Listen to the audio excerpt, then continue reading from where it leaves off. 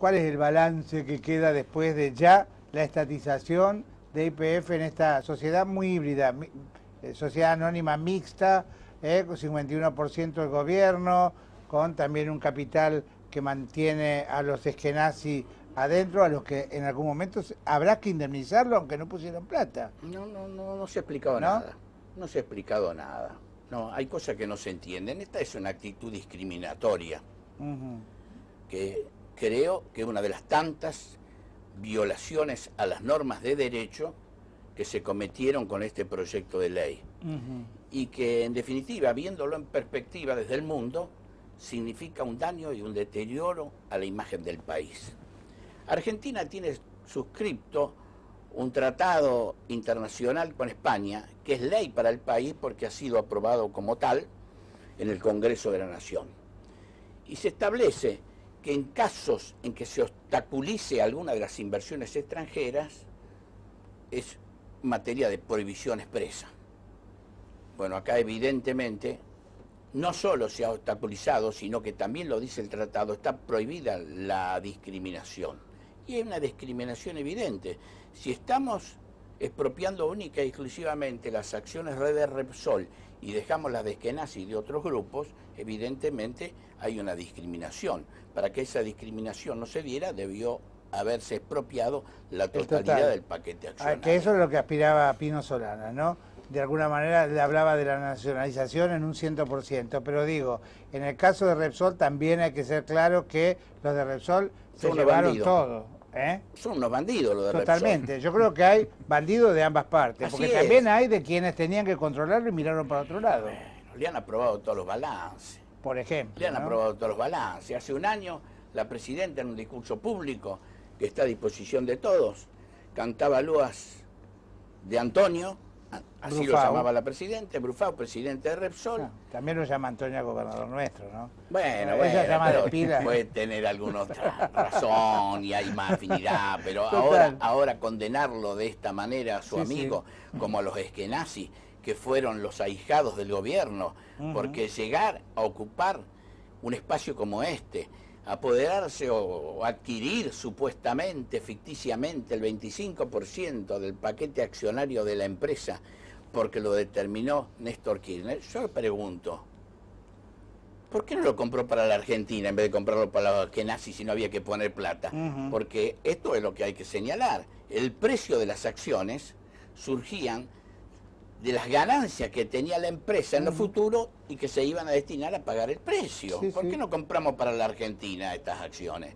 Y después nos dicen... ¿Alguien nos explicará alguna vez por qué se toman estas medidas? No se pueden explicar, hay cosas que no se pueden explicar. Pero después se hace el relato, este relato hipócrita que yo señalo. Yo digo que estamos ante el renacimiento de Perrol, ¿no? Con los cuentos. La presidenta termina cuando hace el anuncio que era el sueño de Néstor. ¿Pero qué sueño? Si él fue el lobista mayor para que se privatizara la empresa. Si él fue el que le dio los eskenazi la otra parte y fue el que terminó de vender la empresa con su aquiescencia. Pero se ve que el relato tiene algún tipo de sedimento final, porque por ejemplo hoy es el defensor más acérrimo, alguien que estuvo muy cerca de lo que era la privatización, como es Dromi, por ejemplo, ¿no? Que hoy habla de una manera que parece que no hubiera estado en los 90. Bueno, el nuevo asesor del gobierno. Fue el asesor de Menem para privatizar y ahora es el asesor de Cristina, de la presidenta, para estatizar. Ahora, ¿qué medio asesor de empresas españolas? Por supuesto, por ahora, supuesto. Digo, Carlos... La cuestión es el negocio, en el fondo. Esto es una cuestión de negocio. Doctor Favario, como diputado, si viene un extranjero y tiene como diputado de la Nación que explicarle cómo somos los argentinos, ¿en qué brete se mete, no? ¿Cómo hace para explicarle que este funcionario que hoy asesora en esto de la estatización es el mismo que propició la privatización? ¿Cómo hace para que explicarle que el hoy senador, antes presidente 2 veces de Argentina, que fue privatizador, hoy avala la nacionalización? Digo, usted representa al pueblo, los argentinos. ¿Cómo hace? A ver. ¿Cómo le explicamos a los extranjeros, o cómo le explicamos al mundo, que los diputados que dicen discursos encendidos contra el gobierno terminan fortaleciendo el gobierno votando a favor? Bueno, eso es esquizofrénico, esto no se puede entender. Y bueno, alguna vez tendrá que separarse la paja del trigo. Acá no puede admitirse y generalizarse cuando se dice la oposición. Acá no es cierto la oposición. Bueno, existe la oposición supuestamente triunfó en el año 2009. Sí, Y eso, algunos llegaron con discursos opositores y terminaron pasándose al gobierno. Y por eso el gobierno tuvo mayoría en el Senado y tuvo, en algunos casos, mayoría en la Cámara de Diputados, no obstante perder las elecciones. Esto no se puede explicar. Lo que habrá que hacer es una tarea de esclarecimiento público. Tendrá que haber alguna vez premios y castigos. Pues yo digo, mi voto lo justifico con el discurso que yo hice recorriendo la provincia de Santa Fe, hablando con mis conciudadanos, diciéndole que yo iba a ser diputado para ser opositor al gobierno, oponerme a las políticas del gobierno, no a venir a obstruir, poner palos en la rueda, insultar. Esto no está en nuestro estilo, pero sí marcar diferencias con las políticas del gobierno. Y en función de esas diferencias, yo voto en contra de este proyecto mentiroso que se ha aprobado el otro día. Ahora, bueno, Favario, ya YPF es un hecho consumado, ya se promulgó la ley, ya la presidenta el viernes a la tarde nombró quién va a estar al frente, que es un ingeniero, dicen de gran prestigio, pero bueno, en el directorio ponen debido que obviamente fue alguien que estuvo también avalando toda la actividad que realizó Brufau y Repsol acá en Argentina. Pero ¿qué otros temas también hoy ameritarían centrar la mirada por la gravedad de lo que implican y están corridos del eje? El fundamental es el escándalo de la corrupción del vicepresidente, que yo creo en gran medida esto se precipita, el tema de YPF, para tapar el escándalo de Vudú. En el día ese de la aprobación de la ley fue el que más festejó al lado de Abal Medina, ¿no? Es inadmisible, inadmisible. Pero a propósito de lo que decía con respecto a debido, pero el principal responsable de la crisis argentina, que es lo que hay que entender, el país cuando asumen los Kirchner se autoabastecía energéticamente y exportaba 4.000 millones de dólares. Hoy, después de estas gestiones continuadas, el país no solo no se abastece, sino que necesita importar entre 12 y 14.000 millones de dólares este año, que no sabemos de dónde sacarlo. Es decir, nos han llevado al fondo del precipicio. Esta es la realidad que hay que entender en la Argentina. ¿Y ahora van a cambiar las políticas? Bueno, si hay interés en rectificarse, que siempre es posible, yo creo que habría que haber aprovechado esta oportunidad para diseñar una verdadera política de Estado en materia energética, en la que participen todos con reglas claras, con transparencia, poniendo las cosas sobre la mesa y diciendo qué es lo que vamos a hacer para superar la crisis. Doctor Favario, ¿qué cree que se viene? Porque, a ver, lo que decía en materia energética, nos estamos peleando con los ingleses a ver quién escupe más lejos, y por ahí poniendo temas que son relevantes, como el tema Malvinas, pero para tapar otros, y le seguimos comprando el gas a un 26% más caro. Así es. Ahora el gobierno dice que puede implementar con las empresas de la energía lo mismo que con YPF. ¿Cómo termina todo esto? ¿O hacia dónde cree que va? Yo no quiero ser pesimista porque en definitiva es el destino de la Argentina, pero yo las cosas no las veo bien con este gobierno.